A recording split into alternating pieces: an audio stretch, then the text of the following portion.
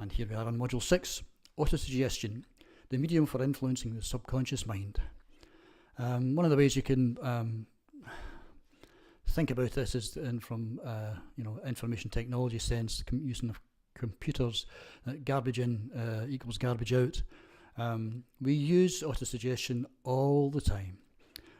We use our imagination to generate all sorts of worries, thoughts, doubts, fears, which are in effect negative expectations, negative programming, which depending on the strength of emotion and the repetition of and the concentration on those things will feed into your subconscious in a very powerful way.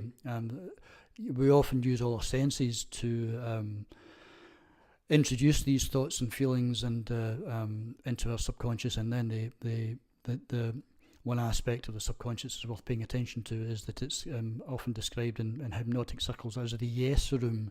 We have a no room, which is our conscious mind, which can be very critical and kind of dismiss things and have negative expectations. But it's a non-judgmental aspect of our consciousness that the subconscious works with. It will take in whatever you present it. So obviously from the philosophy that we are studying here, we want our expectations and our autosuggestions to be positive ones.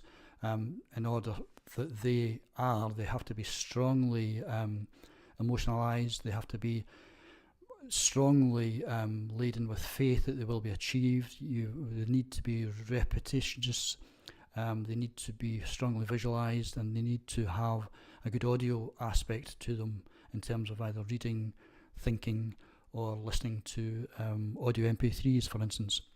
Because at the end of the day, the subconscious will work with the most dominant ones. So we want that to be our positive mental attitude ones. And I'd just like to read you a little quote here. This is from Think and Grow Rich. Quote, "Any idea, plan or purpose may be placed in your mind through repetition of thought," end quote, Napoleon Hill. And here are the action steps for the Module 6, Autosuggestion. First of all, have a read and or a listen to the supplemental notes from the chapter Think and Grow Rich. Second, the exercise to do is the Emile Coué's Day by Day, in every way I am getting better and better.